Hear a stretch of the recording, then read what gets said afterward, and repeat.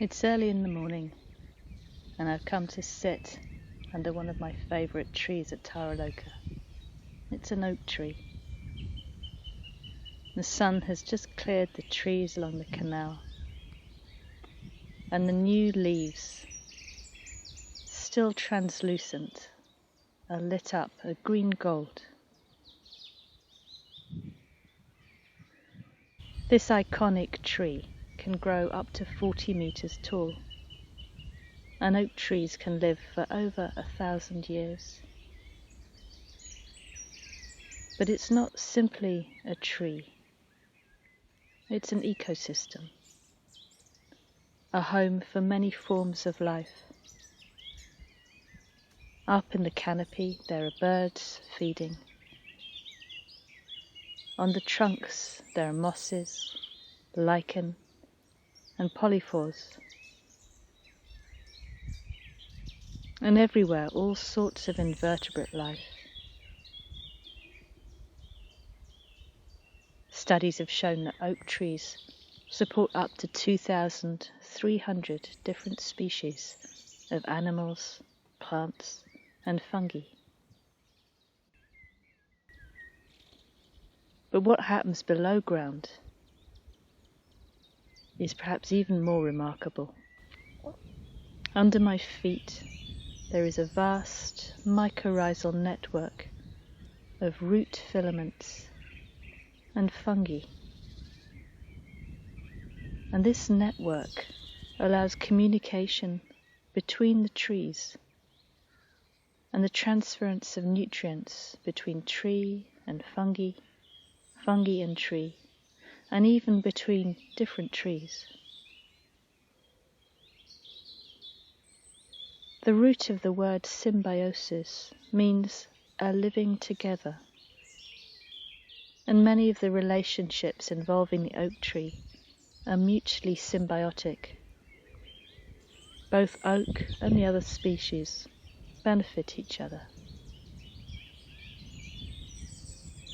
And the more you consider it, the more impossible it is to say where an oak tree begins or ends. It is part of a network of relationships extending in all directions. This is not just true for oaks, but for us too, and for all of life.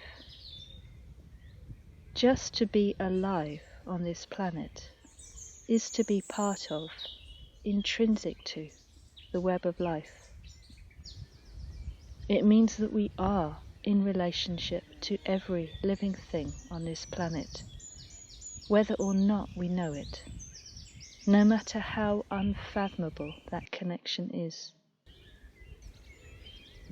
In that sense, we are boundless, and all living things are boundless too. There is no real boundary, only the ones we impose conceptually.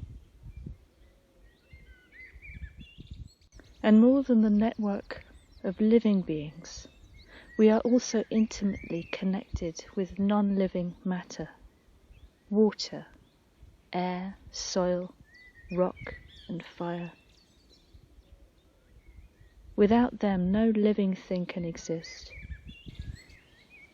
And in some way that we still don't understand, that which is alive or animate has emerged from that which is not alive or inanimate. And we also tend to simply accept this boundary between the living and the non-living. But where is it exactly? And why do we insist on drawing that line? And how does it affect how we are in the world?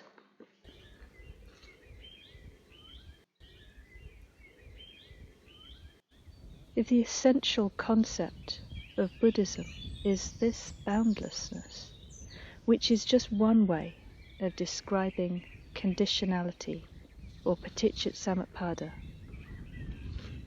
then the essential expression of Buddhism is love. Why would you not care for what you are intrinsically part of? Why would you draw lines that close the heart off from other living beings? From this beautiful oak, from the air, or the land, or from this exquisite, fleeting world?